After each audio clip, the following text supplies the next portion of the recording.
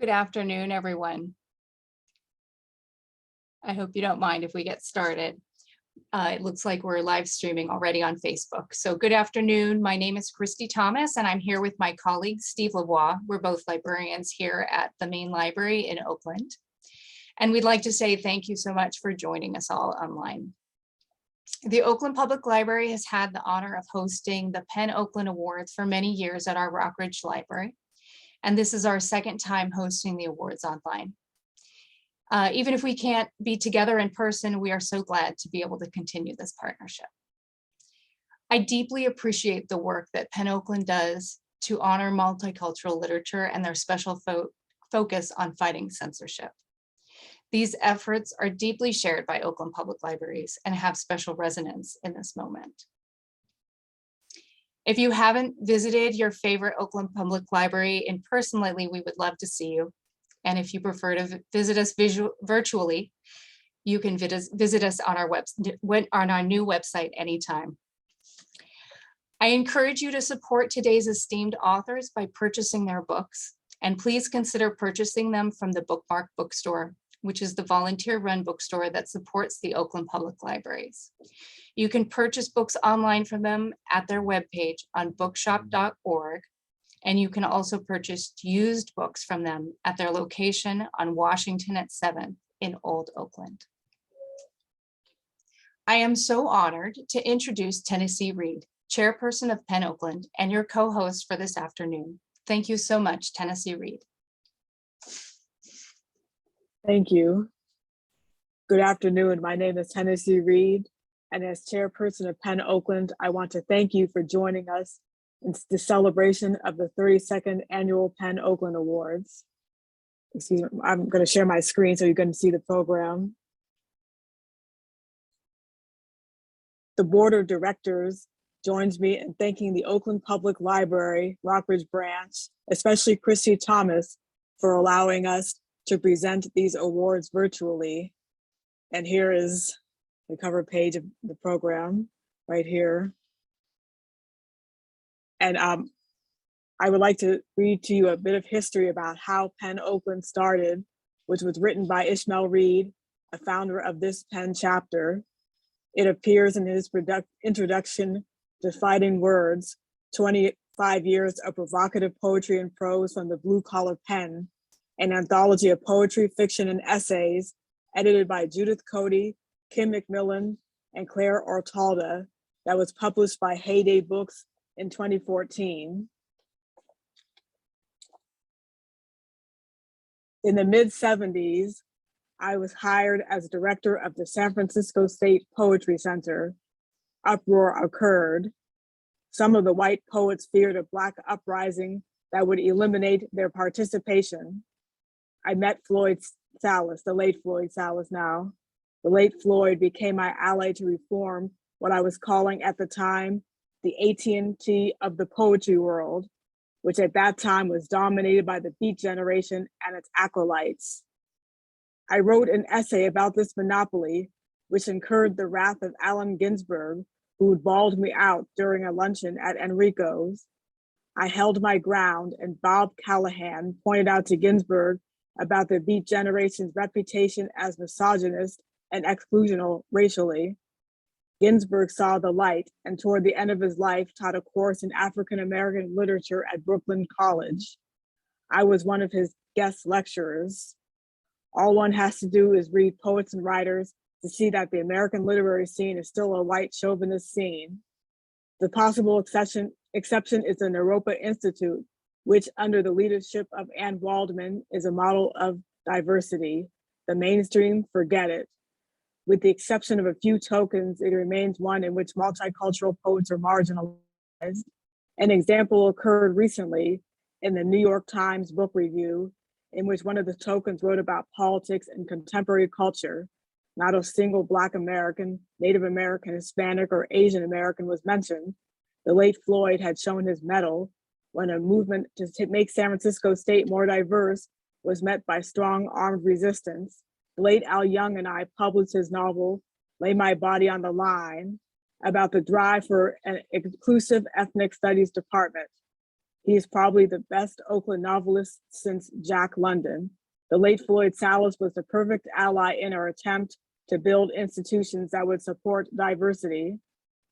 In keeping with our philosophy of building our own institutions instead of waiting around to be selected as a token by the establishment, like the dog who showed up every night at the train station to greet his master, not realizing his master was dead, the late Floyd, Claire Otalda, and I founded Pun Oakland.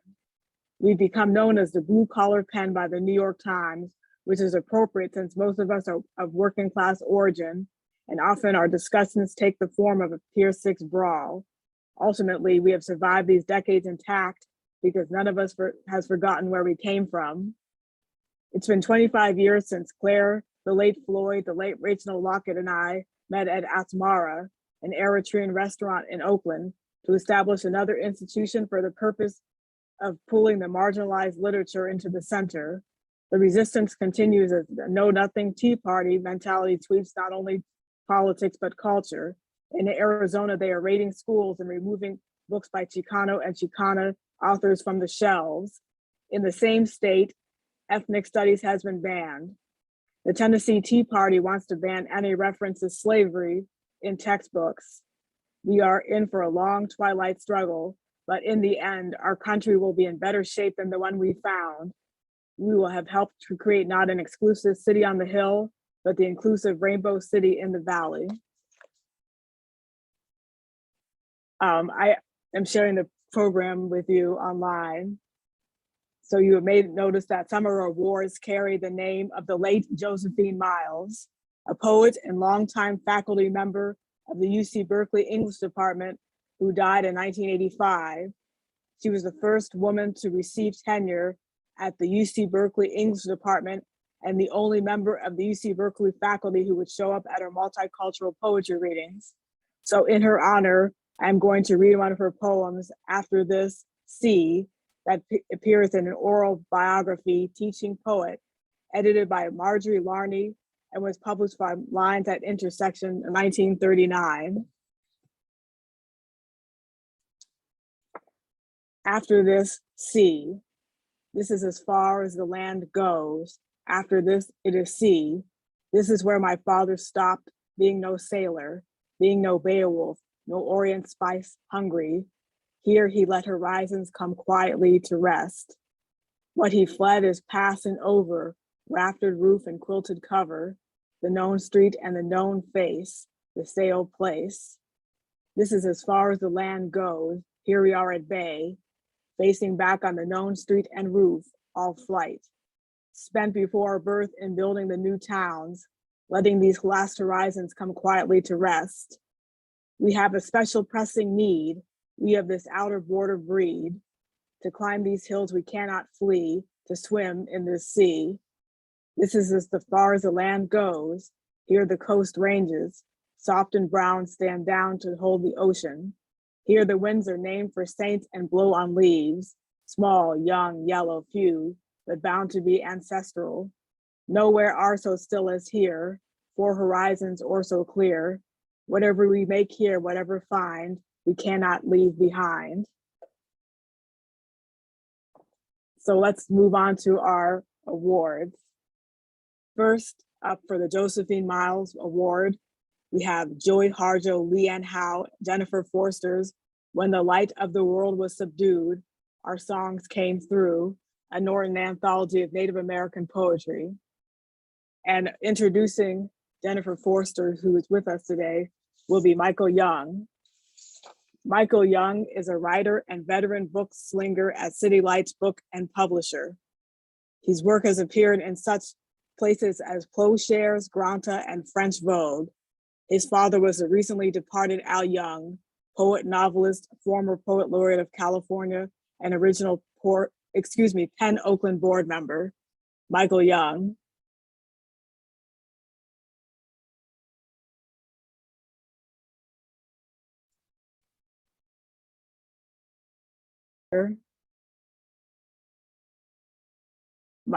You're on mute. Unmute yourself. Sorry, I said I wasn't aware that I was introducing Jennifer Foerster. I thought I was introducing Ma, yeah, according to my notes. Yeah, you're introducing me. Yes. So I do not have Jennifer's bio in front of me. I'm so sorry. Yeah, I do. Okay, do you? Could you Yeah. freeform it? Do you want to do the honors? Okay. Yes. Thank you, Michael. I'm honored to present the 2021 Penn Oakland-Josephine Miles Award to editors Joy Harjo, Leanne Howe, and Jennifer Elise Foerster for When the Light of the World Was Subdued, Our Songs Came Through, a Norton anthology of Native Nations poetry. Here is a short description of this groundbreaking collection. U.S. Poet Laureate Joy Harjo gathers the work of more than 160 poets, representing nearly 100 indigenous nations, into the first historically comprehensive Native poetry anthology.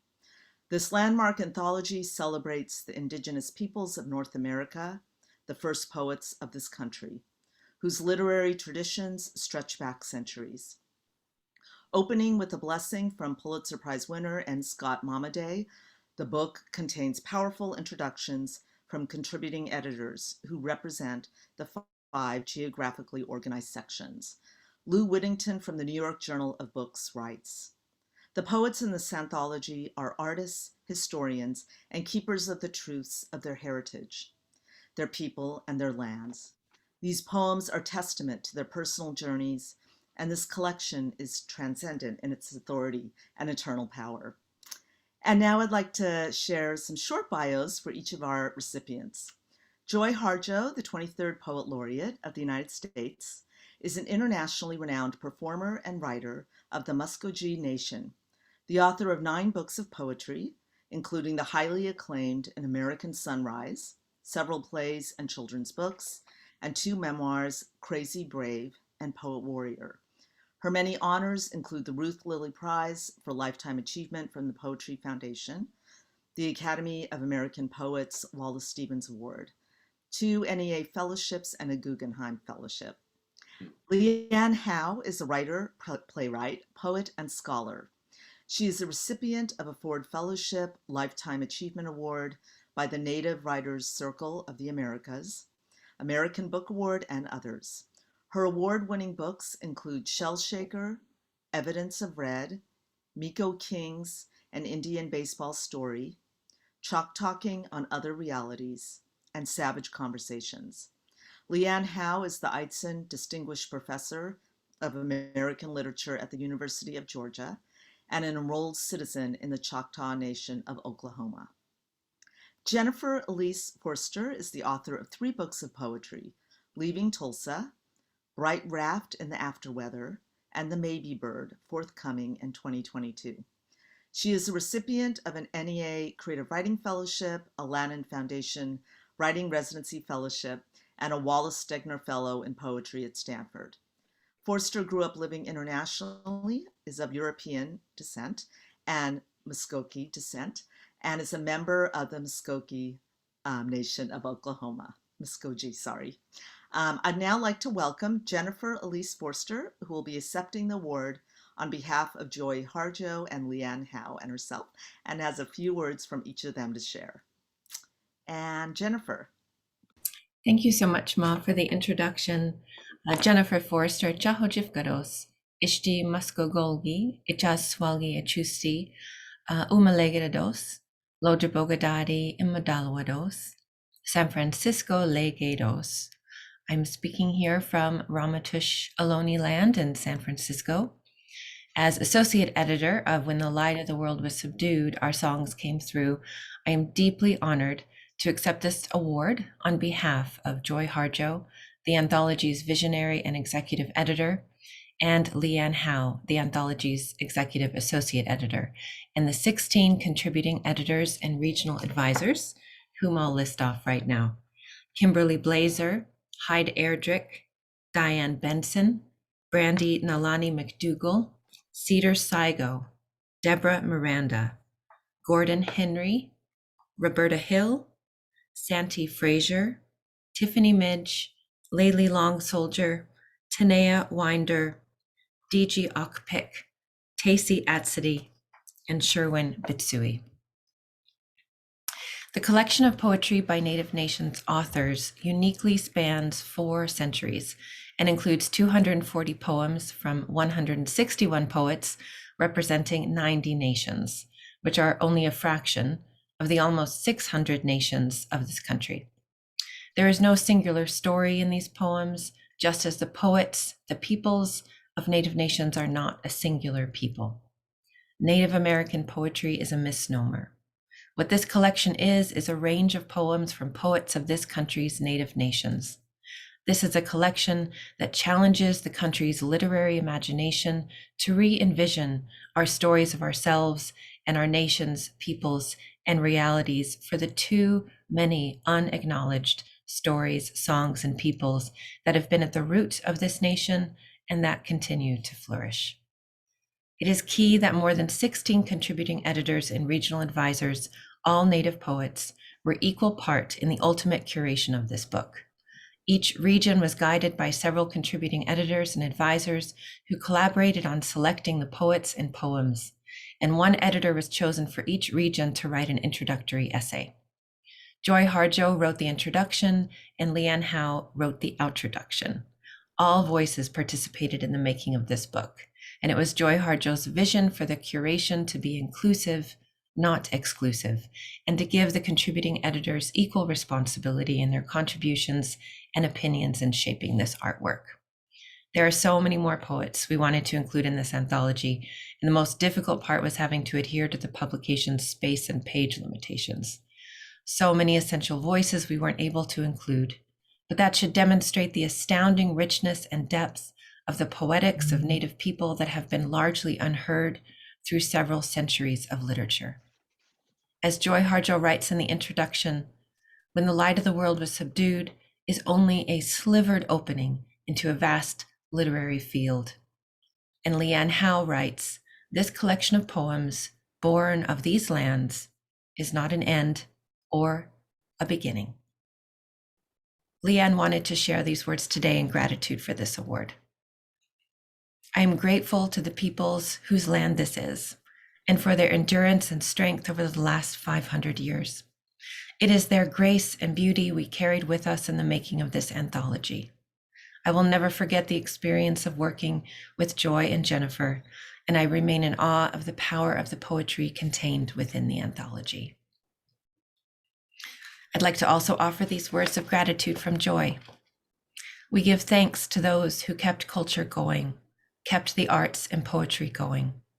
We acknowledge the source of poetry, those who agreed to create the poetry in which to hold meaning with words, and those poets who kept and keep it going despite history. Mado, Yakok, thank you all who brought this collection together from far back in time to the present. On behalf of Joy, Leanne, and all the contributing editors, we are all so grateful to the PEN Oakland-Josephine Miles Award for this most honorable recognition. Mado.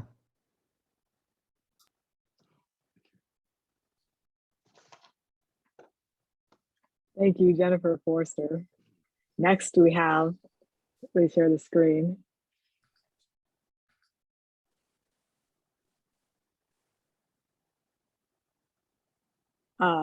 Dr. Nguyên Quen Mai.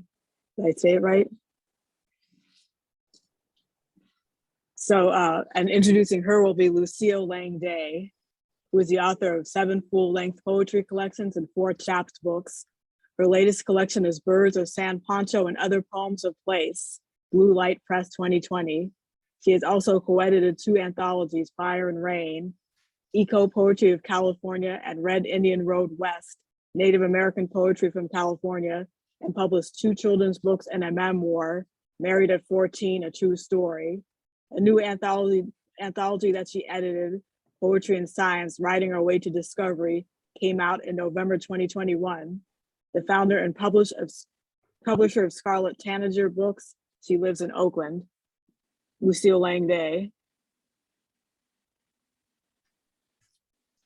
Well, I'm pleased to introduce Nguyên Quen Mai, who is receiving a Josephine Miles Literary Award for her novel, The Mountains Sing. Dr. Nguyen Phan Quay Mai is an award-winning writer in both Vietnamese and English. Her 8 books of poetry, short fiction, and nonfiction in Vietnamese have received some of Vietnam's top literary awards, including the 2010 Poetry of the Year Award from the Hanoi Writers Association. Her debut novel and first book in English, The Mountains Sing, is an international bestseller, winner of the 2020 Book Browse Best Debut Award, winner of the 2020 Lannan Literary Award Fellowship for contribution to peace and reconciliation, winner of the Bloggers Book Prize 2021, winner of the 2021 International Book Awards, and winner of a 2021 Penn Oakland-Josephine Miles Literary Award. The novel has recently been shortlisted for the prestigious Dayton Literary Peace Prize. Quay Mai currently divides her time between Kyrgyzstan and Vietnam. She has been named by Forbes Vietnam as one of 20 inspiring women of 2021. Her second novel in English, Dust Child, is forthcoming with Algonquin Books. Welcome, Quay Mai. Thank you so much, Lucy, for your kind introduction. And thank you so much, Penn Oakland, for this great honor. I'm so moved to be here among such amazing writers who are joining me in receiving the Penn Oakland Awards. During the last 20 minutes, I listened to the history of Penn Oakland and the extraordinary work you have done to bring our community together via literature, to bring marginalized literature into the center. I'm so impressed and grateful. I'm particularly honored to receive the Penn Oakland-Josephine Miles Literary Award in Fiction in honor of the great poet Josephine Miles, who was the first woman tenured in the English department at the University of California, Berkeley. I was so moved to listen to her poem. So thank you so much for letting us enjoy and treasure her heritage. As a writer who comes from Vietnam, I never dared dream that one day I would receive an award in the US, especially when my book puts the voices of Vietnamese people in the center stage. Even though my novel is set against the backdrop of the Vietnam War, you know, I purposely did not include any voice of Americans. It's all Vietnamese. I have more than 20 Vietnamese characters. So I sincerely thank Lucy for nominating my I sincerely thank the poet Lucille Lang for nominating my novel for the award and for the judges for choosing it. I'm so grateful to readers everywhere who have opened their arms and hearts to receive my novel, The Mountain Sing. So the novel is told in the voices of Grandma Diệu Lan and her granddaughter Hương, who symbolize generations of Vietnamese women who had no choice but to inherit the trauma of wars and conflict, and who need to find not healing just for themselves, but also healing for their family and community, and also to find forgiveness. Because I believe without forgiveness, the circle of violence will never stop. So there are several reasons I wrote this novel. Firstly, I wrote it for myself to better understand the history of my family.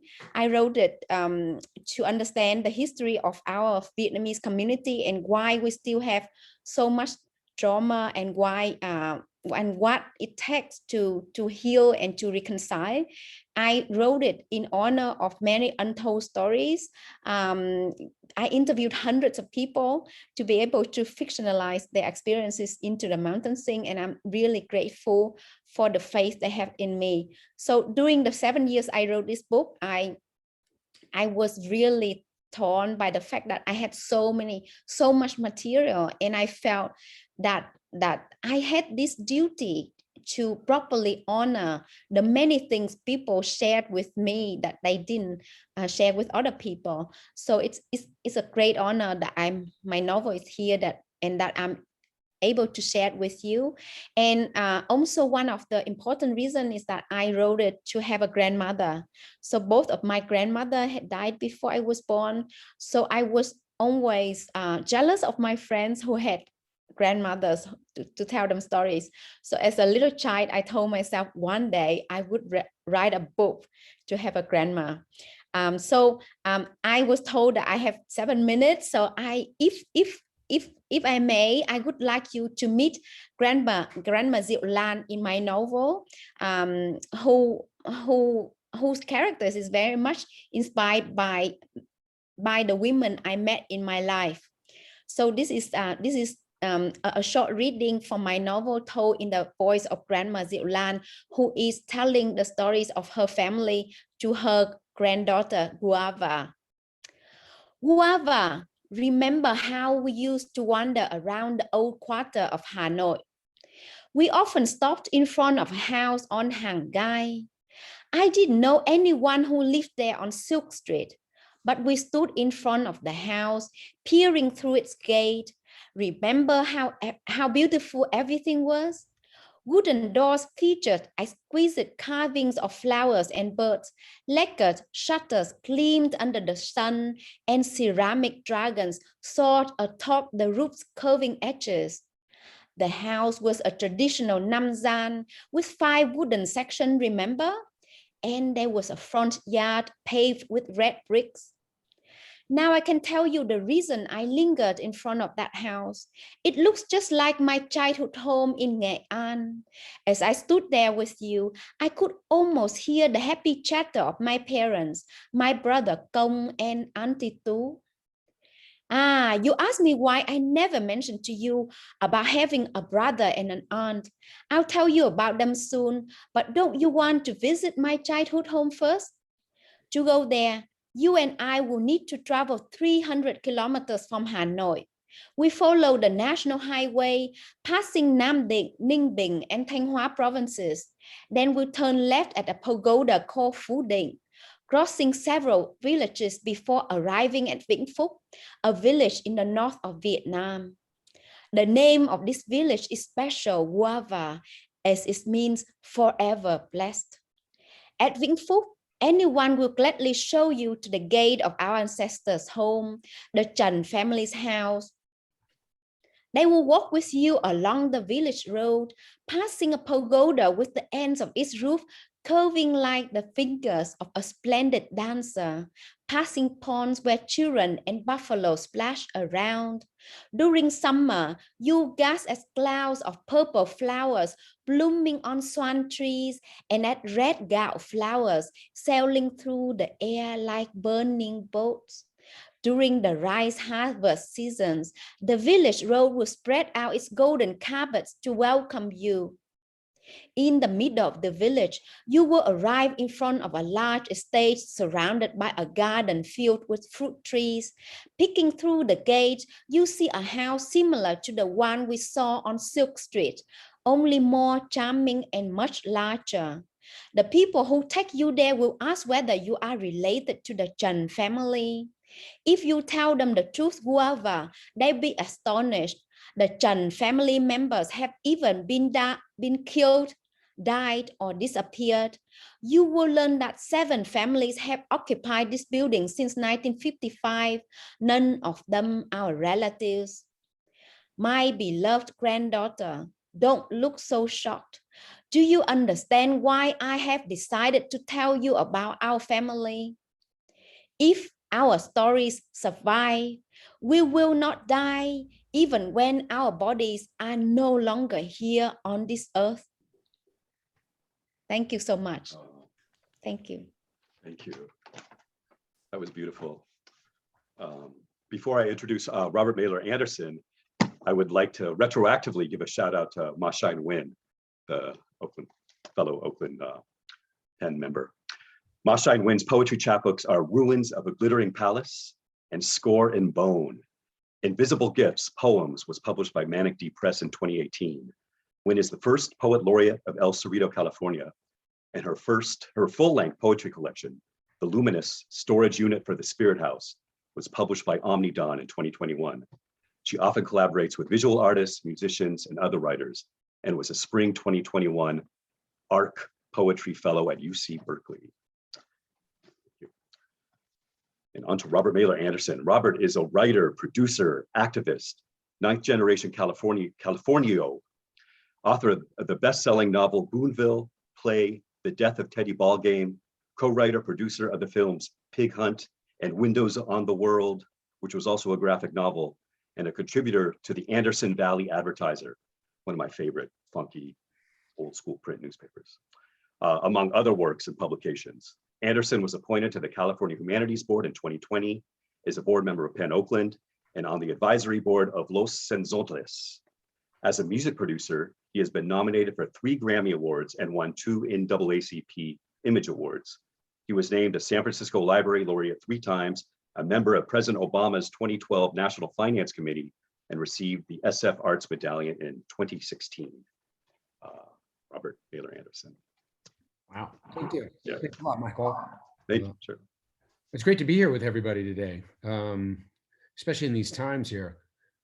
Tennessee, I think you've taken away my screen, which I sort of need to yeah. I'm not very good at these Zoom things. I can't read a room. I'm used to trying to read the room. Right. Coming from a small town in Boonville here too, you know, it's easy to read the room. You can read the whole town. Anyway, I wanted to say that it's just a privilege to be on the board and to continue to try to do the work and to spread the word about voices that don't often get out there or should be heard a lot more than they are. And in this case, the Josephine Miles Award on my end here goes to John Backderf, who's better known as Derf Backderfer. He's a Cleveland-based artist and graphic novelist who gained notoriety for his first publication, My Friend Dahmer, who was raised with Jeffrey Dahmer. Something I have in common too. I was raised in home, and one of the kids that we lived with was a serial killer. Anyway, in Kent State, 4 Dead in Ohio, he offers a powerful, insightful vision of the tragic day in our American history, May 4th, 1970, that culminated in the Ohio National Guard unleashing a barrage of violence and gunfire, 67 shots, upon unarmed college students protesting the Vietnam War. The unnecessary and brutal tragedy resulted in the death of 4 college students, with 9 more shot and wounded, plus an overt authoritarian assault on Americans' freedoms of assembly, speech, and expression. Apparently, a few days prior, 10-year-old Derf Backderf saw those same guardsmen patrolling his neighborhood hometown sent in by the governor to crush a trucker strike. Backderf uses a stark black and white illustrations coupled with heavily notated and researched materials. He's got a great ear for dialogue, and he captures the troubling radical times in our nation, offering the reader not just a detailed and comprehensive full story that gives important political and historical context, but also a singular view into the lives and humanity of the 4 students who died that day. And it's a cautionary tale for these days and the political climate we are currently living in. I hope that this work reaches a wide audience and also could be used as a learning tool. That's why I'm happy to give the 2021 Josephine Miles Award to Derf Backderfer for Kent State, 4 Dead in Ohio. Nice. Thanks.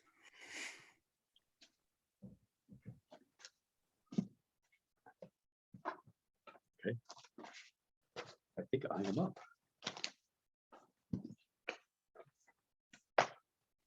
So my choice for the Josephine Miles Awards was Daphne A. Brooks. And this is her book, Liner Notes for the Excuse me, Revolution. Michael. Yes. We skipped somebody. Oh, did You're what? next. After it's Christopher Bernard is up next in the program. Okay, I'm so sorry. So that's the next book will be Christopher Bernard, The Socialist Garden of Verses. Jack Foley will be introducing his award, but first I will introduce Jack Foley, who has published poetry, criticism, and a 1,300-page history of California poetry, 1940 to 2005. He has presented poetry on radio station KPFA regularly since 1988 and is currently one of the hosts of KPFA's literary program, Cover to Cover. He has received 2 Lifetime Achievement Awards, one from Marquee, Who's Who, and one from the Berkeley Poetry Festival, and June 5, 2010 was declared Jack Foley Day in Berkeley. His most recent books are the companion volumes, The Light of Evening, A Brief Autobiography, and A Backward Glance Over Traveled Roads, an autobiography of the poet's mind. Jack Foley. Thank you, Tennessee. Christopher Bernard has published collections of poetry and short fiction, cultural journalism, several novels, and these include Voyage to a Phantom City and A Spy in the Ruins. He's also a playwright, photographer, and co-editor of the semi-annual webzine Caveat Lector, based in San Francisco. His most recent books are Meditations on Love and Catastrophe at the Liar's Cafe and The Socialist Garden of Verses, which we're giving a prize to.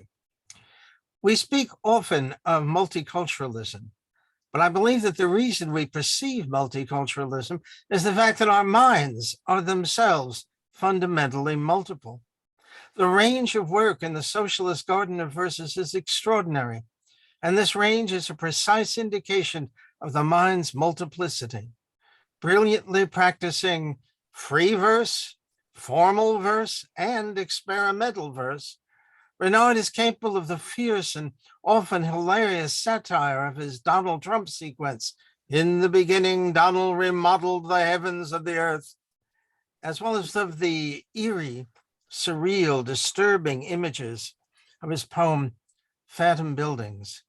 They stand like a fog of boxes down the avenues, dead soldiers at the back of abandoned bars, hollow, drained of souls as of their spirits, phantoms of the city. But perhaps the best lines to introduce him are these from his poem on being uninteresting. Stuck in the past, but not in the present. Chooser of his own era, a dangerous man, free. Christopher Bernard. Thank you very much, Jack, for that very dangerous introduction. I have a lot to live up to. Thank you very much to the Penn Oakland for this very signal honor.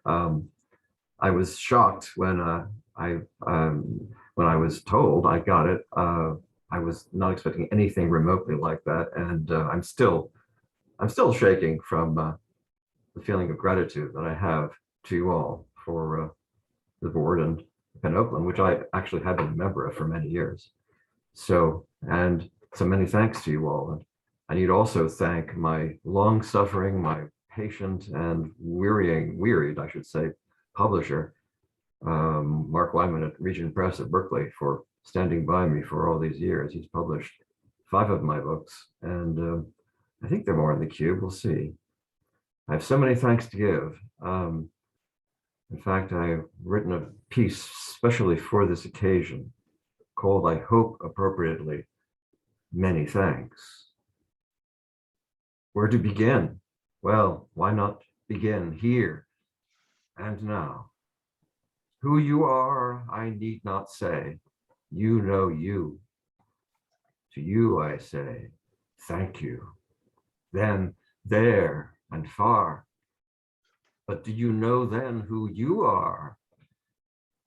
At the beginning of my life's star and every step of light between, among the shadows lightly stepping, this friend, that grin, this teacher, colleague, rival, frenemy, oh, smiling foe, those scorning, those magnanimous loves, those faithful in a bleak hour, all tempering me in warmth and care, or ice and fire, to what I am. Thank you. Surrounding those, the passionate embrace of star and star that made my family. The generations overseas and many lands, a galaxy, a universe, a garden, shaken by grief and storm like every family, every one, yet bravely flowering beneath love's sun, love's stubborn sun. Thank you. She, who stood along with me for many years, despite the moods that grayed my days and futile rage at the world's chronic pitilessness. What did she see in me? Not only me was asking that, who had to go in pain and age before this day could make her turn, softly whispering to me, "Are you listening now? Good grief, Charlie Brown. Didn't I tell you so? Thank you. Thank you. And to you, knights, chevaliers, sheroes of courage, grace, who give this prize and honors sweetness. I call you that because you fight for voices, silenced or shouting, lost in a wilderness of betrayed hopes, in a land you hold to its promise. I say, thank you, not for myself alone this day. Thank you, not only here, not only now, upon this earth beneath this star, but every place a child is born, and with each child, a world. Thank you.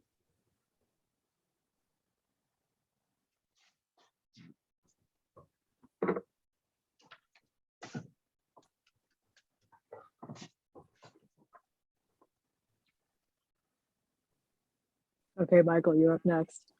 You're down. Daphne A. Brooks is the William R. Keenan Jr. Professor of African American Studies and Professor of Theater Studies, American Studies, and Women's Gender and Sexuality Studies at Yale University, and the author of the 33 1/3 book, Jeff Buckley's Grace and Of Bodies in Dissent. She's winner of the Errol Hill Award for Outstanding Scholarship in African American Performance Studies, and she's written liner notes to accompany the recordings of Aretha Franklin, Tammy Terrell, and Prince, as well as stories for the New York Times, The Guardian, The Nation, and Pitchfork. And I have chosen her book, Liner Notes for the Revolution, The Intellectual Life of Black Feminist Sound, as my Josephine Miles Penn Oakland Book of the Year.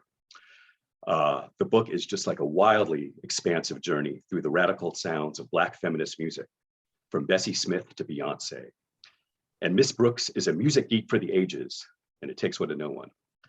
Imagine Greil Marcus and Angela Davis conspiring to write a provocative secret history, and you may have something close to this testament. The book both asks and answers the question, do we ever think of Black women musicians as intellectuals? Do we even think of them as innovating and curating repertoires that actively engage with the complexities of African American history more broadly? Is there such a thing as Black feminist music writing? And she answers this beautifully.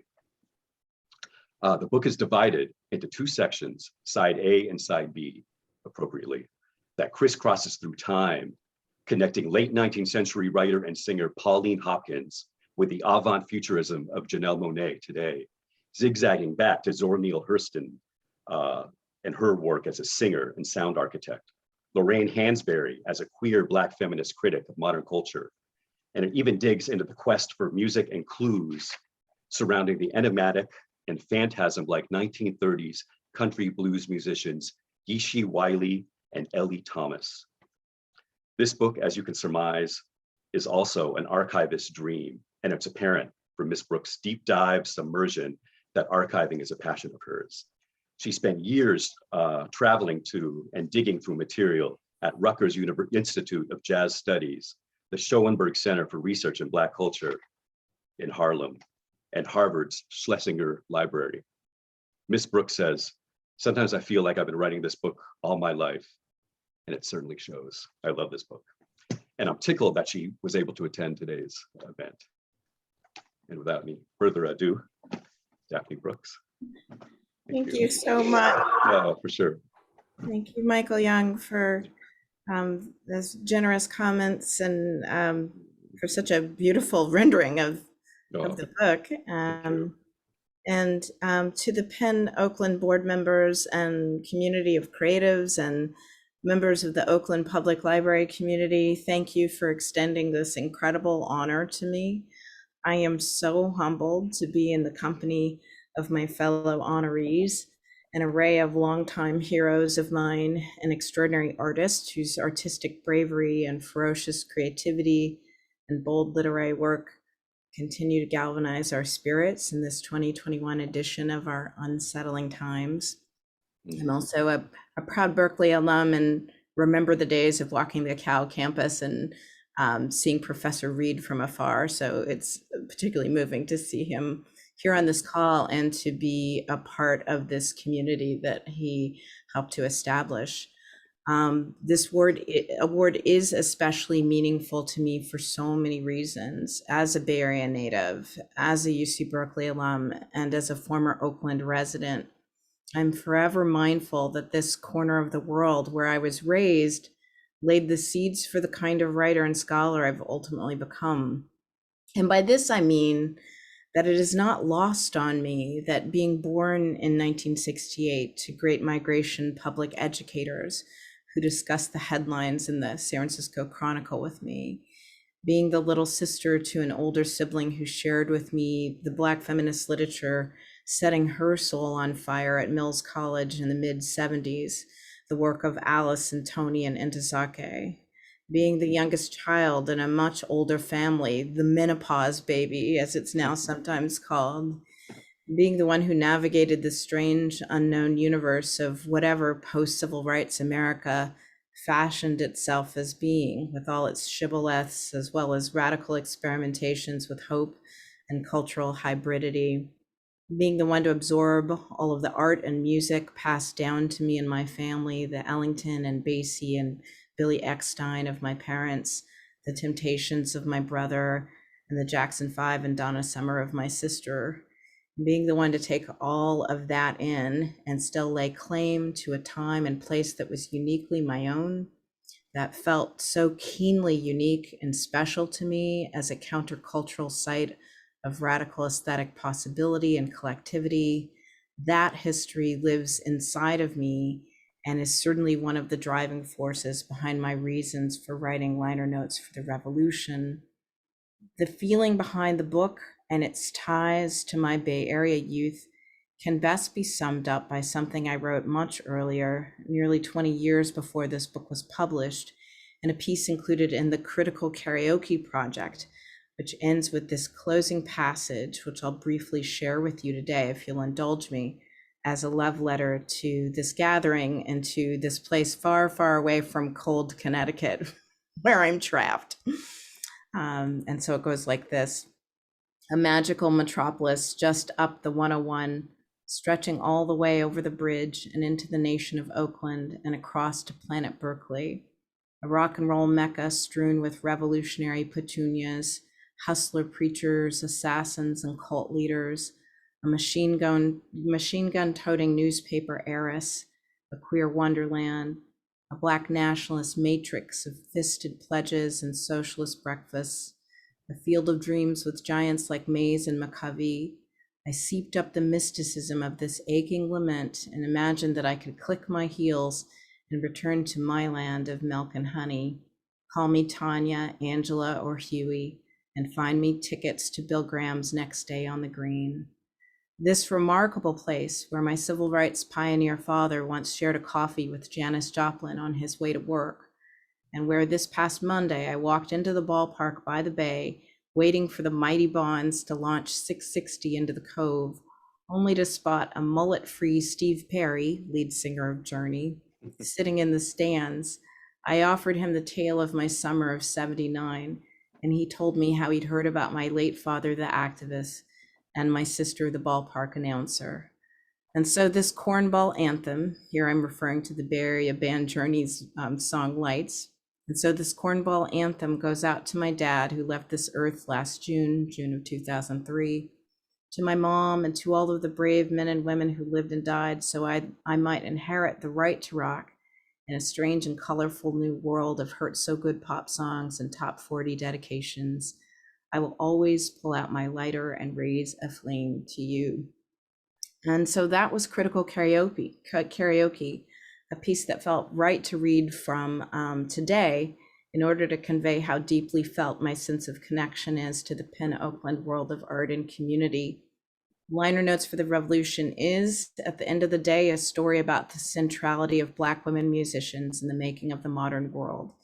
But it is also a story about acknowledging and recognizing the importance of Black women and girls' intellectual life worlds, the vast expanse of their cultural universe, and their will and ability to make meaning for themselves through art and music in particular.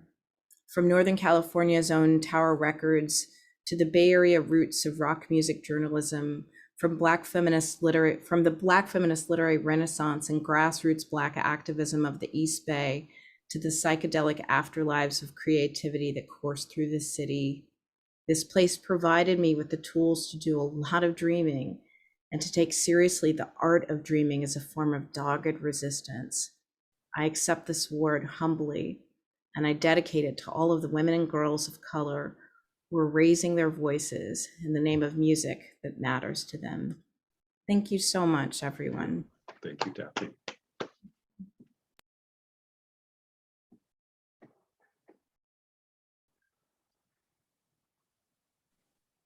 Okay, Michael, it's time for you to introduce me. I can do that. Tennessee Reed. It's funny to introduce you because I kind of grew up with you. I love it. Tennessee Reed is the author of 7 poetry collections, a memoir, and a novel. She has read her work around the continental United States, Alaska, Hawaii, England, the Netherlands, Spain, Germany, Switzerland, Italy, Israel, and Japan. She's the chairperson of Penn Oakland and the managing editor of Conch magazine with her and Ishmael, her father. Her 7th poetry collection, Calafia Burning, was published on November 3rd, 2020. And she just got back from an artist residency at the Atlantic Center for the Arts in New Smyrna Beach. Smyrna, Florida, last month. My pleasure. This is Tennessee Reed. Thank you, everyone. Yes. I nominated Nikki Giovanni's latest poetry collection, Make Me Rain, Poetry and Prose, published in 2020. I will be introducing her, and the library will be providing her video acceptance speech that I sent this week. Nikki Giovanni has received numerous awards in the course of her career, including 7 Image Awards from the NAACP, more than 24 honorary degrees, the first Rosa Parks Woman of Courage Award, the Langston Hughes Medal for Poetry, and the Carl Sandburg Literary Award. Additionally, Oprah Winfrey recognized her in 2005 as one of 25 living legends. She continues to teach, write, and publish books, the most recent of which is A Good Cry. Her newest collection, Make Me Rain, was released in October of 2020. I have the video.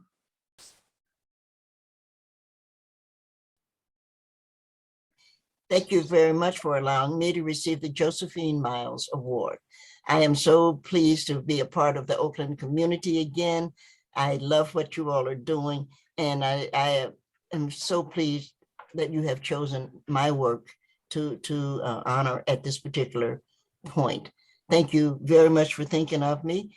Congratulations to all the other winners, and have a good day. Thank you so much. Bye-bye.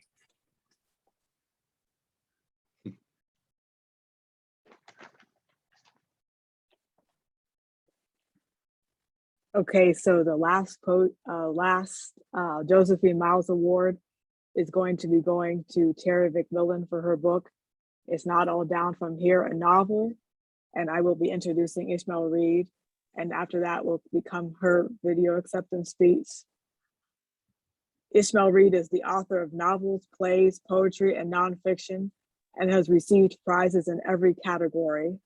The University of California at Berkeley's Distinguished Emeritus Awardee for the year 2020. His most recent publication is The Terrible Fours, the 3rd novel in Reed's Terrible series, published by Baraka Books in June 2021. His most recent poetry collection is Why the Black Hole Sings the Blues, Poems 2007 to 2020, Dalkey Archive Press 2020. 2 audiobooks, a short story titled The Fool Who Thought Too Much, and then memoir, Malcolm and Me, were released by Audible in 2020. His 10th and newest play, The Slave Who Loved Caviar, received a virtual reading in March 2021 and premieres in an off-Broadway production at Theater for the New City on December 23rd, 2021, and runs through January 9th, 2022. His play, The Haunting of Lin-Manuel Miranda, was premiered at the New Eurekan Poets Cafe in 2019 and published by Archway Editions in 2020. His online literary magazine, Conch, can be found at www.ishmaelreadpub.com. His author website is www.ishmaelread.org. Ishmael Reed. Thank you. Jack, I'm very glad that you took over cover to cover. I mean, that was a patient that was really dying, man. I'm telling you. Couldn't think of anything more boring. So I'll start listening to cover. Bless you. I knew there was somebody out there.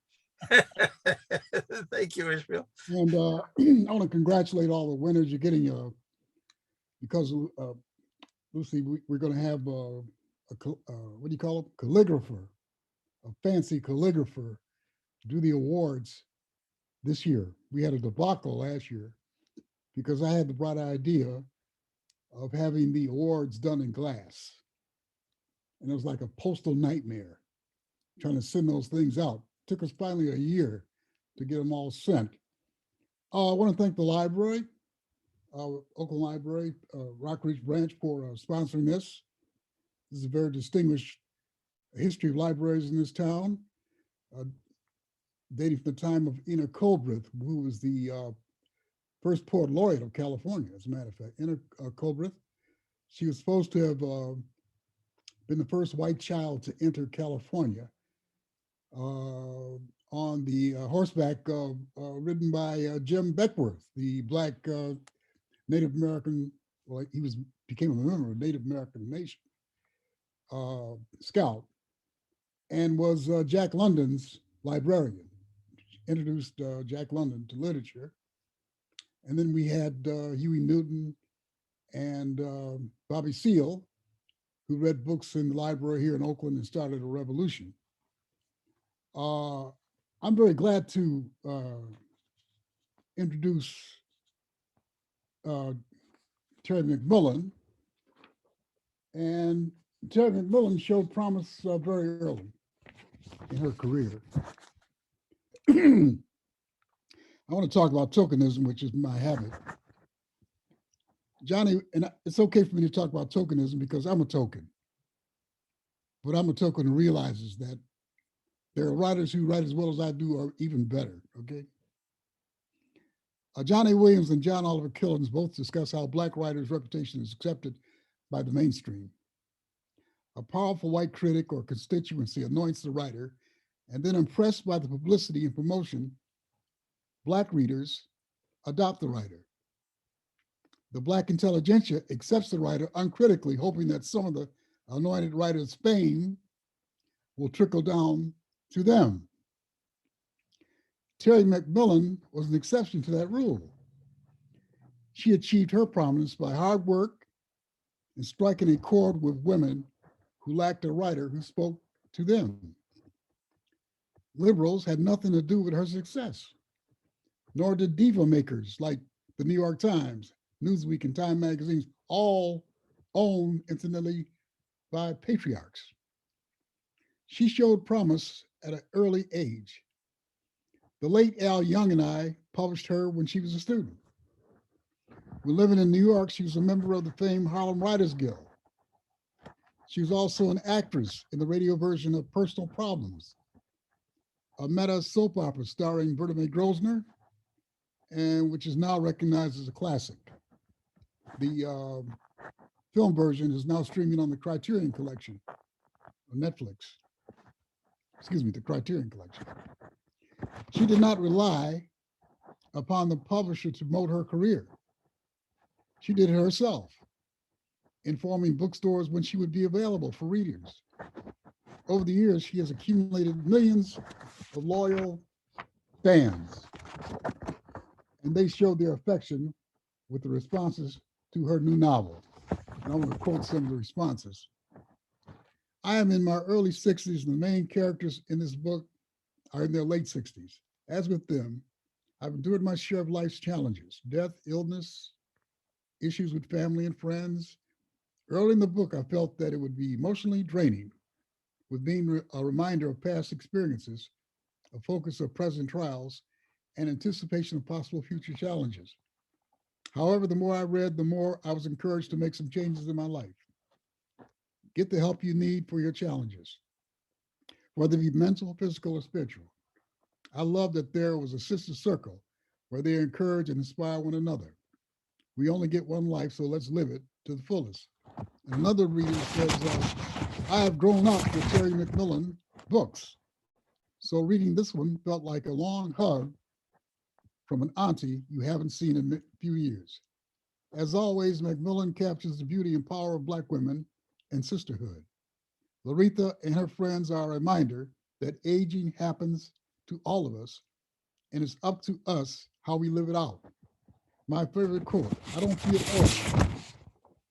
What I feel is grateful to be alive and in relatively good health, which is why I'm doing everything I can do to slide into home so I leave gold dust behind me.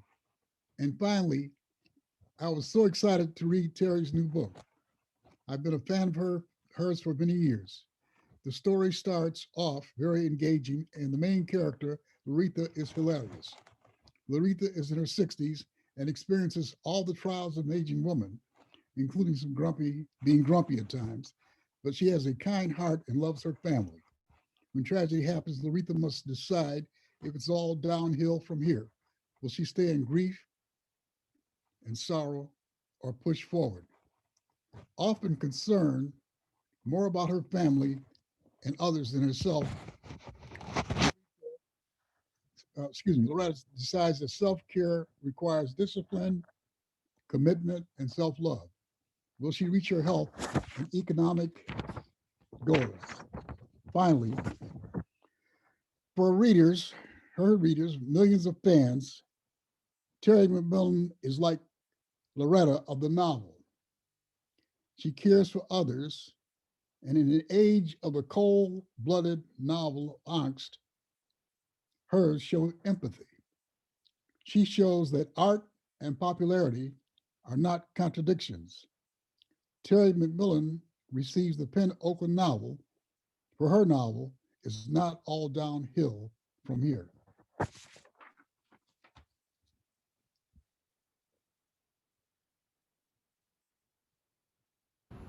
First, I'd like to say how grateful I am to receive this award from PEN Oakland for It's Not All Downhill from Here, and to be included and honored with such a wonderful group of writers. We all found our voices some time ago, and I'm just glad that we did. I write stories about women who don't know how strong they are until they fall or are pushed down and are trying to find their way back up after they've lost it. I wrote Downhill when I was in my 60s because I was under the impression that life was all downhill after 60. But I found out that wasn't true. I'm now 70, and I don't feel any different than I did when I was 60. Well, that's not true. But the point is, I am grateful to still have my eyes on the future and not worry about what's behind me, but what may still lie ahead. Which is why I thank PEN for acknowledging that maybe I was onto something, but who knows? What I do know is that we have right now, and I'm happy to share it with all of you. I do not write to prove anything. I write to discover a new truth or many truths. And I thank PEN for doing so. And I sure wish we could all be together to accept these honors. Thank you.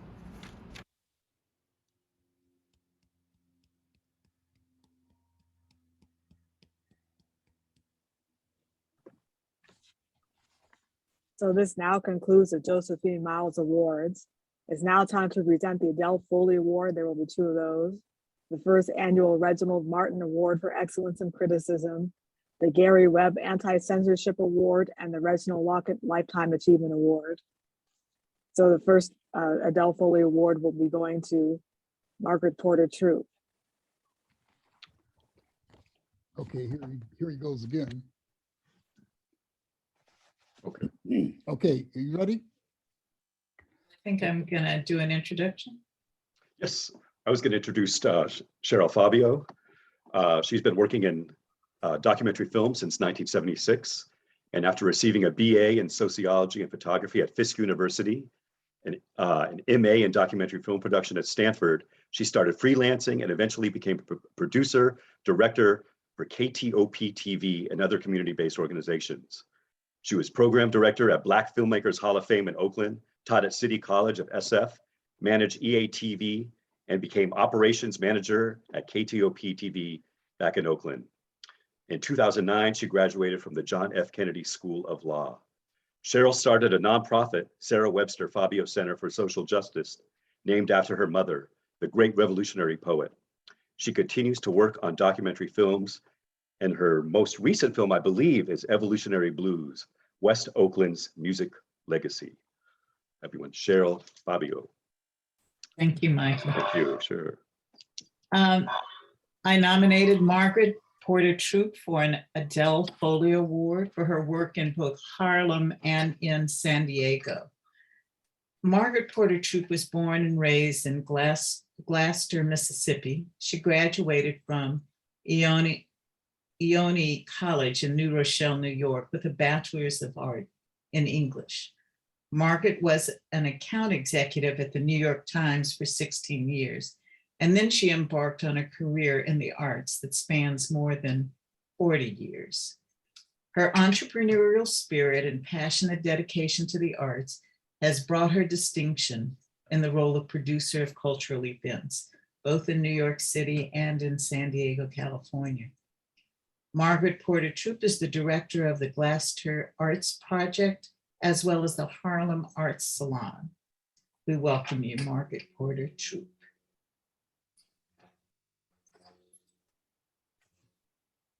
Thank you, Cheryl Webster Fabio, for that beautiful and generous introduction. And thank you very much to Ishmael Reed for founding the Penn Oakland organization, Tennessee, for all your hard work putting this event together. Thank you, Christy Thomas and the Oakland Public Library for hosting this event. I am so honored to have been nominated and to receive this award. I have been doing a lot of community work, and I have been producing a lot of cultural events throughout my life.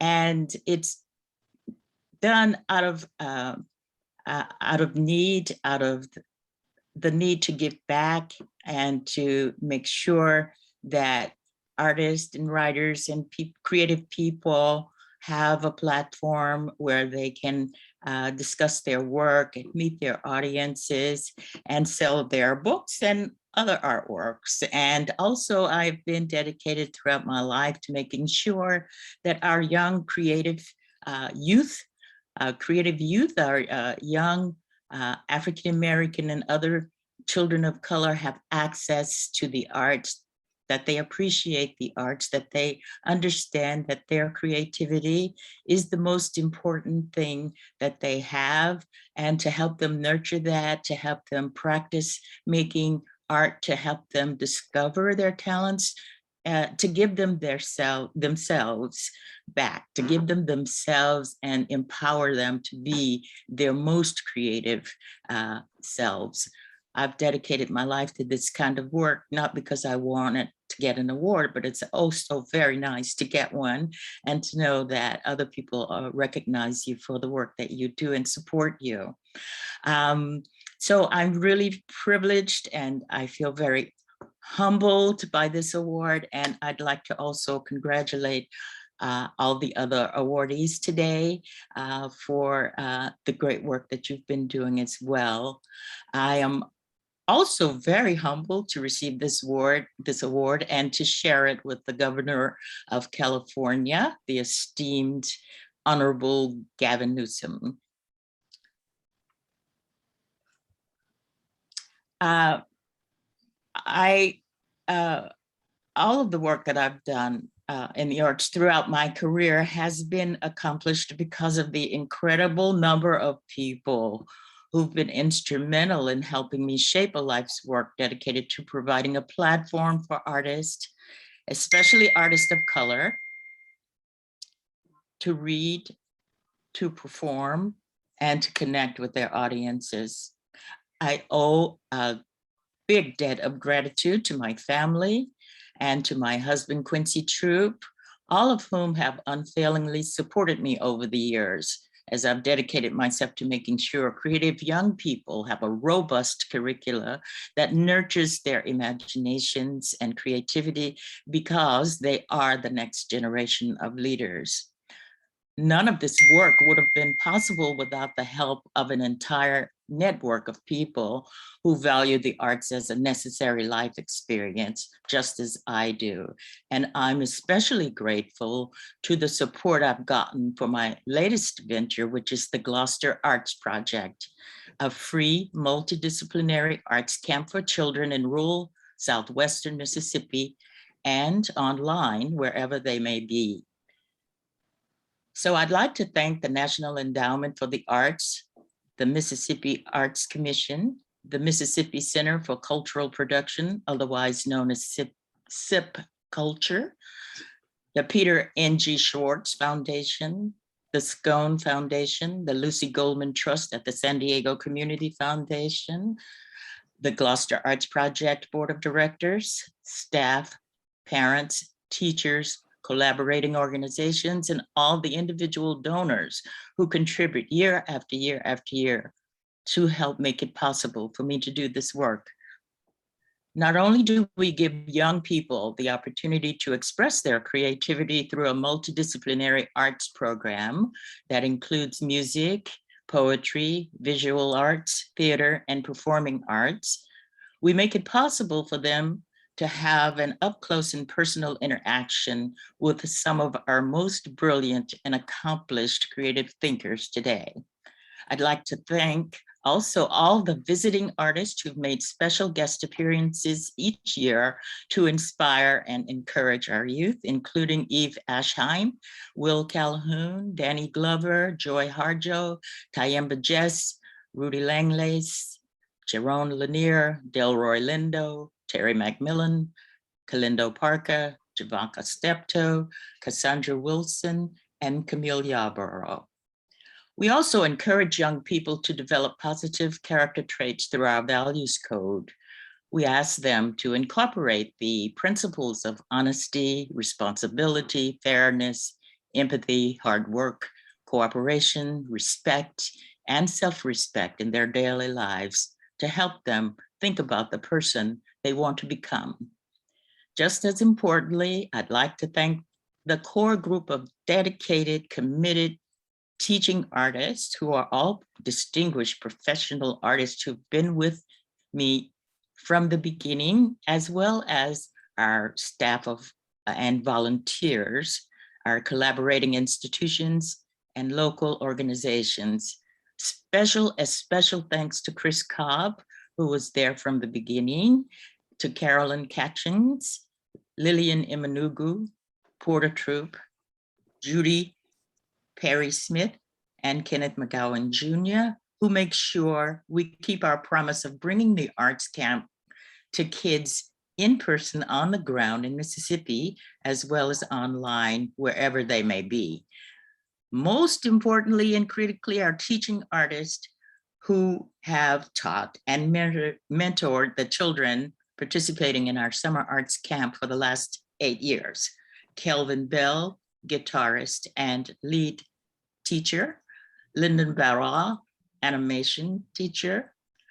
Ronnie and Chandra Barrage, Mickey Davidson, Jeremy Gaines, Melvino Goretti, Ebony Noel Golden, Rachel Eliza Griffiths, Nambi E. Kelly, Leslie Reese, Clinesha Sibley, and Quincy Troupe, as well as Carlos Uribe. Thank you all very much from the bottom of my heart.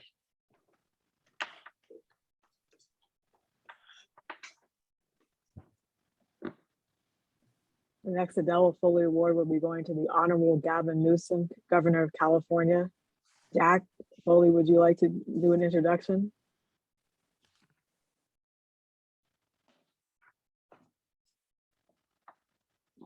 You're on mute. You got to unmute yourself. Sorry, I was on mute for the whole time and I was getting used to it. Not something for a person on radio to do. I can say with considerable certainty that my late wife Adele would have been extremely pleased by both the recipients of the Adelle Foley Award. She was deeply interested in all kinds of things, but certainly, God knows, she was interested in politics, she was interested in literature, and she was interested in the young. So it's a wonderful thing that these particular people have been awarded this important honor. The Honorable Gavin Newsom is an American politician and businessman serving as the 40th governor of California. A member of the Democratic Party, he previously served as the 49th Lieutenant Governor of California, as the 42nd Mayor of San Francisco. Governor Newsom deserves the Adelle Foley Award for improving the relations between people in American society because of his work as governor, lieutenant governor, and mayor, and because of his progressive advocacy of LGBTQ rights, same-sex marriage, immigrant rights, universal health care, gun control, and not least, the legalization of cannabis. In addition, his book, Citizenville, How to Take the Town Square Digital and Reinvent Government, is an important document in the effort to improve our much imperiled democracy. And so we're very happy to award this honor to the already Honorable Gavin Newsom.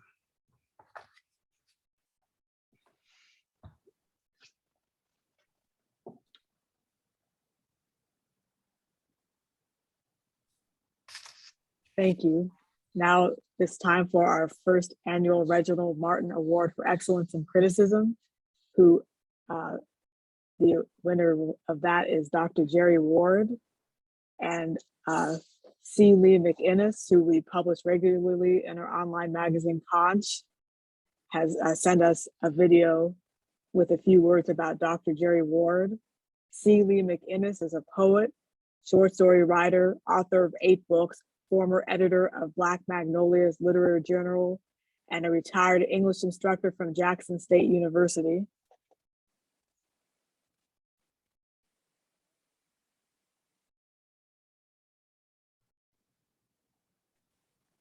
Good afternoon. The Reginald Martin Award for Excellence in Criticism is named for a man who held 5 degrees, including a PhD in English, and was an author of 9 books.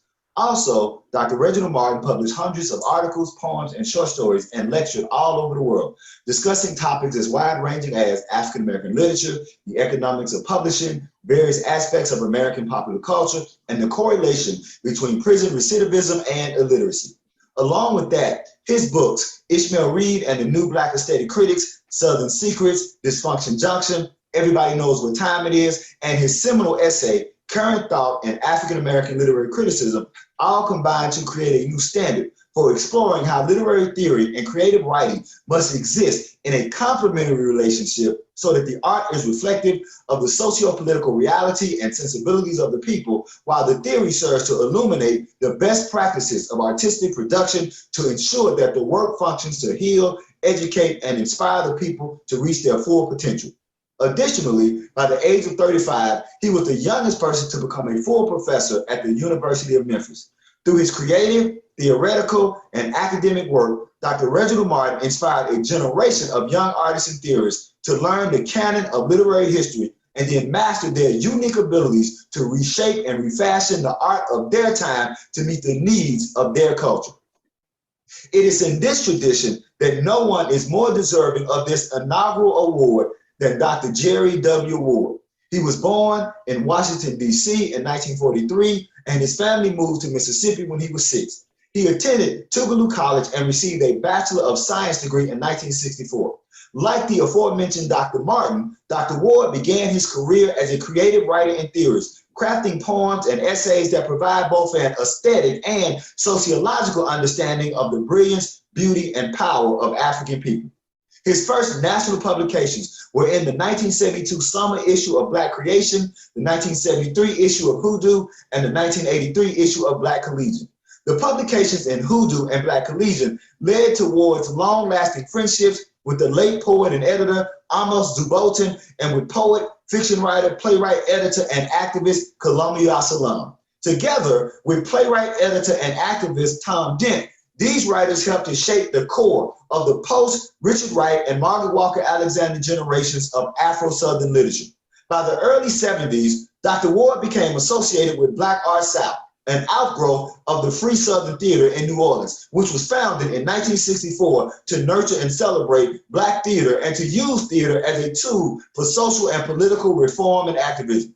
As such, Dr. Ward regularly published work in his journal, Combo. In 1973, Ward became involved with the work of the Southern Black Cultural Alliance, a community theater coalition, and hosted several of the group's annual meetings at Tougaloo College. After earning his PhD in English in 1978 at the University of Virginia, Dr. Ward served as the SBCA Executive Committee from 1978 to 1983. He was also an early member of the Mississippi Cultural Arts Coalition, founded in 1982 by poet and activist Barbara Nail Watkins, which published the newsletter Monitor. The MCAC was directly responsible for developing the Fair Street Festival in the historic Jackson, Mississippi district, which became the biggest festival to feature Black art in the history of Mississippi. Dr. Ward also worked with noted jazz bassist John Reese's Black Arts Music Society, which played a major role in the creation of the Jackson Black Music Awards. In 1982, Dr. Ward became a founding member of the Jackson Writers Workshop, which published the chapbook Mississippi Earthworks, while they supported Black theater at Jackson State University and Tougaloo College. The Jackson Writers Workshop was also responsible for the careers of a new generation of artists, including poet David Bryan Williams, poet and playwright Charlie Braxton, who is also one of the most noted hip-hop scholars on the planet, and Grammy Award-winning jazz artist Cassandra Wilson. The 90s proved to be a watershed decade for Dr. Ward, as he edited some of the most celebrated and respected anthologies of their time.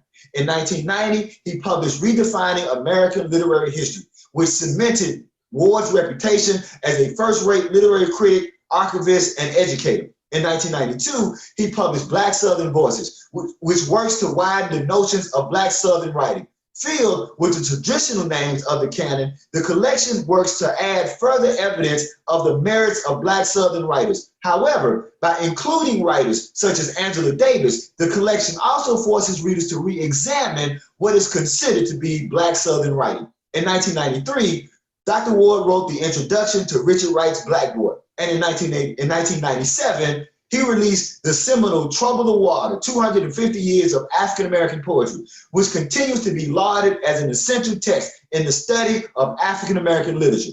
Furthermore, he served as a program officer at the National Endowment for the Humanities and co-founded the Richard Wright Circle and the Richard Wright Newsletter with Margaret Walker Alexander, Samuel Allen, Ralph Ellison, Michael Faber, Dr. Mary Emma Graham, and Julia Wright. Yet, in August 2006, Dr. Ward completed what many consider his magnum opus, the Katrina Papers.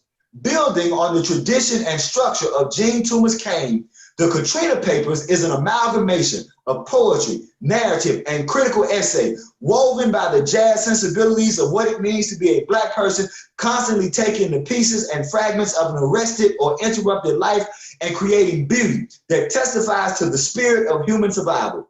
Excerpts of the Katrina Papers have appeared in African American Review, Drum Voices Review, Chicken Bones, a journal, and Ishmael Reed's journal, Come.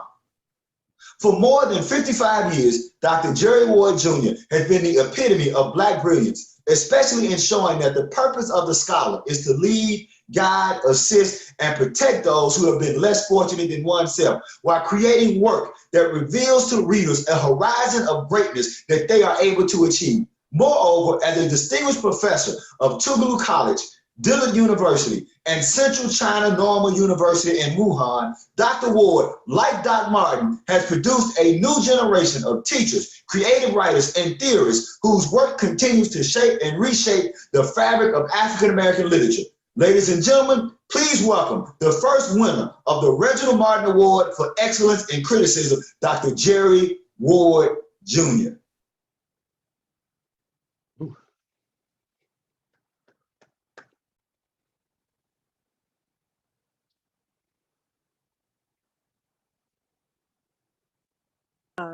Now we're moving on to the Gary Webb Anti-Censorship Award, which is going to author Roxane Gay. Nguyên, do you have any words? Yes, thank you, Tennessee. I am honored to present the 2021 Penn Oakland's Gary Webb Censorship Award to Roxane Gay for her most brave and vital work. Roxane Gay's writing appears in Best American Mystery Stories 2014, Best American Short Stories 2012, Best Sex Writing 2012, A Public Space, McSweeney's, Tin House, and other journals. She is a contributing opinion writer for the New York Times. She's the author of the books Haiti and Untamed State, the New York Times bestselling Bad Feminist, the nationally bestselling Difficult Women, and the New York Times bestselling Hunger. She is also the author of World of Wakanda for Marvel. She has several books forthcoming and is also at work on television and film projects. She has a wonderful newsletter called The Audacity. I'd like to share a quote by Roxane Gay from Bad Feminists. I embrace the label of bad feminist because I'm human. I am messy. I'm not trying to be an example. I am not trying to be perfect. I am not trying to say I have all the answers. I am not trying to say I am right. I am just trying to support what I believe in, trying to do some good work in this world, trying to make some noise with my writing while also being myself. Congratulations to Roxane Gay. And now I am delighted to present the Reginald Lockett Lifetime Achievement Award to Genny Lim. In her community and creative work, Genny has continued to be an inspiration for her deep commitment to social justice and truth-telling. I'd like to share a little bit of her bio. Genny Lim, former San Francisco Jazz Poet Laureate and SF Arts Commissioner, is a second-generation Chinese American born and raised in San Francisco. She is the lone surviving author of the groundbreaking book, Island, Poetry and History of Chinese Immigrants on Angel Island, edited with him, Mark Lai, and Judy Young. The book, published in 1980, sparked national attention on the long-forgotten history of Chinese detained on Angel Island and received the American Book Award. Lim's award-winning play, Paper Angels, set in 1915 at the Angel Island Chinese Detention Station, was the first Asian American play to air on PBS's American Playhouse in 1985 and has been produced throughout the US, Canada, and China. She is the author of 5 poetry collections, Winter Place, Child of War, Paper Gods and Rebels, KRA, La Morte del Tempo, and an anthology of senior Asian American memoirs, Window, Glimpses of Our Storied Past. A poet activist, her work was recently featured at the Clarion Alley Mural Project, Wall and Response, a mural project in the Mission. Lim has collaborated in poetry and music collaborations with past jazz legends such as Max Roach and Herbie Lewis, and longtime collaborators John Jang, Francis Wong, Anthony Brown and the Asian American Orchestra, and the Del Sol String Quartet with the Last Hoisan Poets. She serves on the board of Before Columbus Foundation. Welcome, Genny, and congratulations.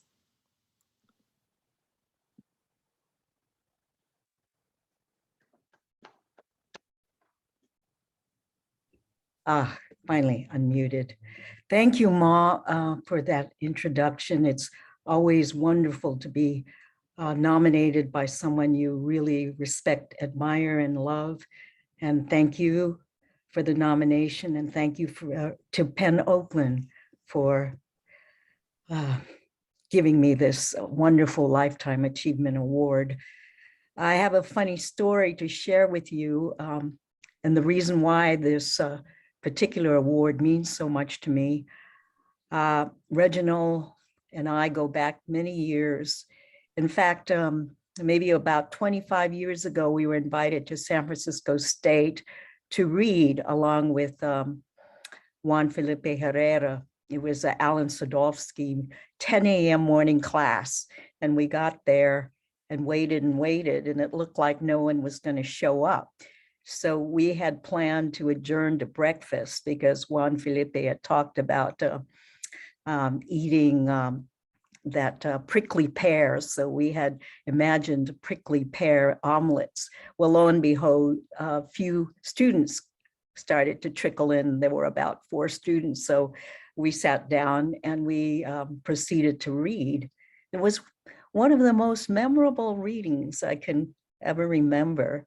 It didn't matter if there were 4 people in the audience or 400, because poetry was our lingua franca, our currency.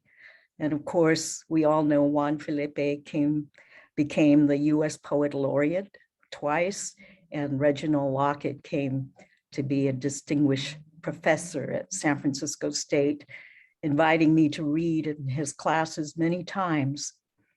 So I'm part of this grassroots lineage. I'm very proud to be part of the streams, the tributaries and rivers that have flowed against the dammed up currents of mainstream American capitalist consumer culture.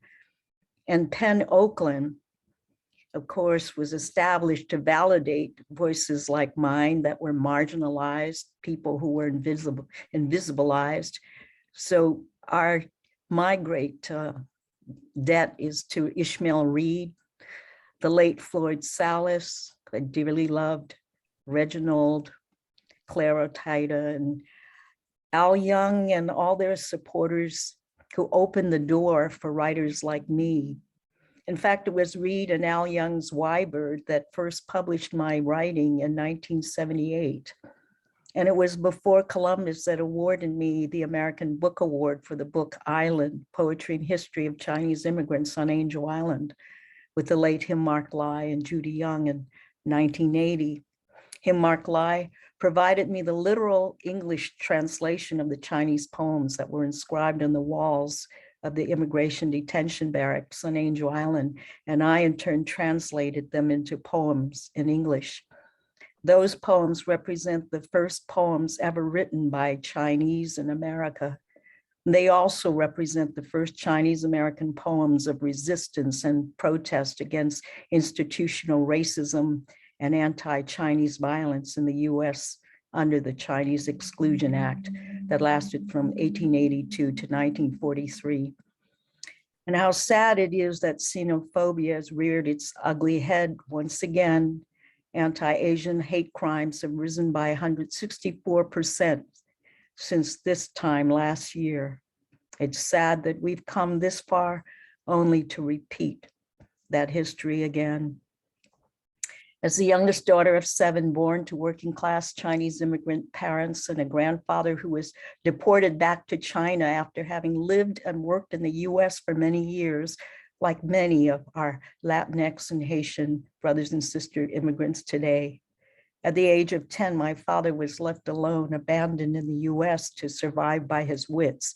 He survived as a migrant laborer, a ship clerk, a janitor, a bellboy at the Fairmont, where he learned to love the swing of Stan Kenton, Ernie Heckscher, the Latin music of Pres Prado and Tito Puente. And from him, I learned my love of music, jazz, Latin music. And it was my mother, a Chinese Chukchi woman who loved Cantonese opera.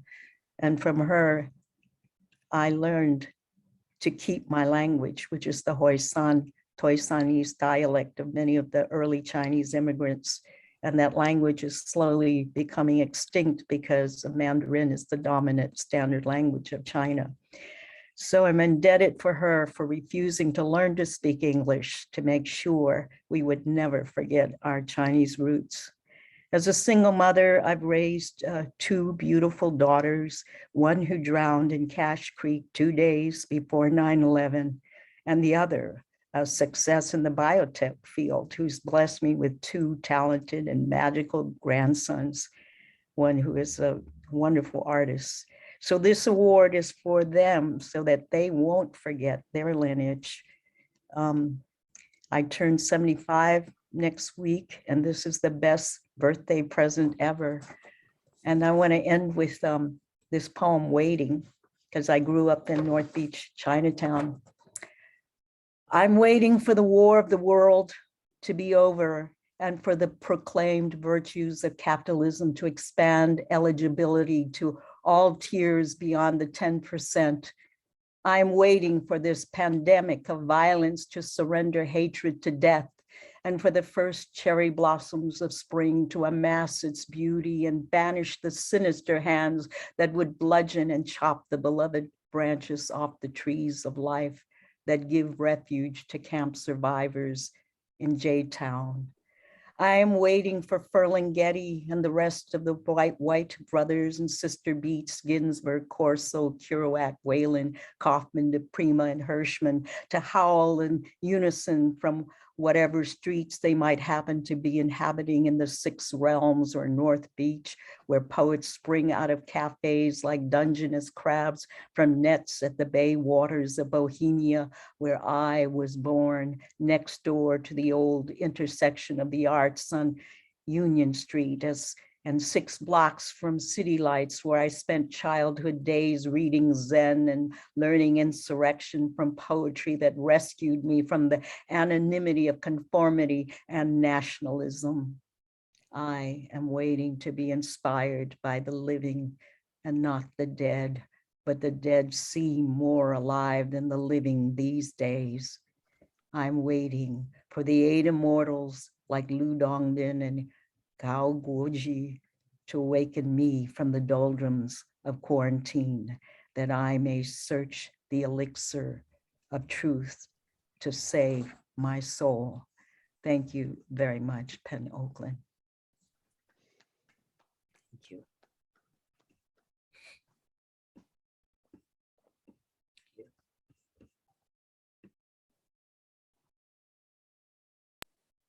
Before we conclude the ceremony, I would like to pay a brief tribute to 2 of our co-founders, Floyd Salas and Al Young, both who passed away, one on April 17th and one on October 17th.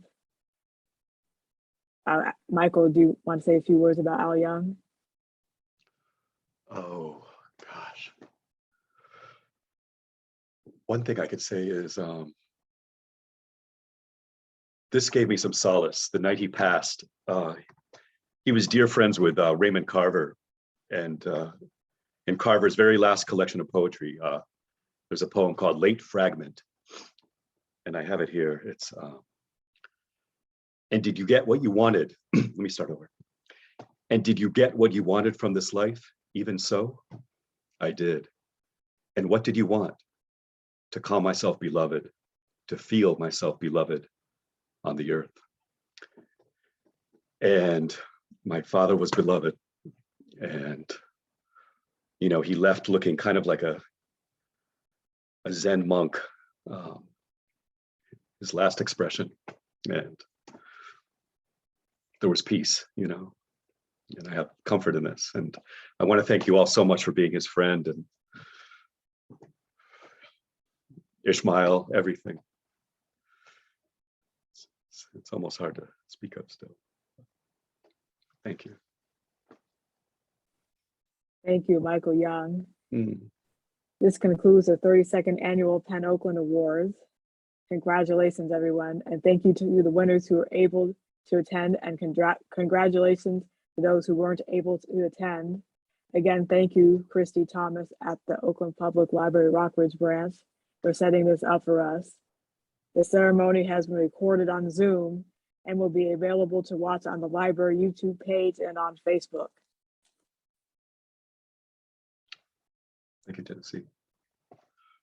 Thank you, everyone. Everyone who joined us out there on the internet today, and also to all of the authors and the Penn Oakland board members who graced us with their words today. On behalf of Oakland Public Library, I want to express my sincere appreciation and congratulations again to all the winners. When we look forward to seeing you again next year. And thank you especially to Tennessee. I think from all of us. Thank you, She Tennessee. did so much work with this. Thank you. Yeah, thank you, Tennessee. Yes, Tennessee, yay. Yeah. Shout out. Thank you. Yes, yes, yes.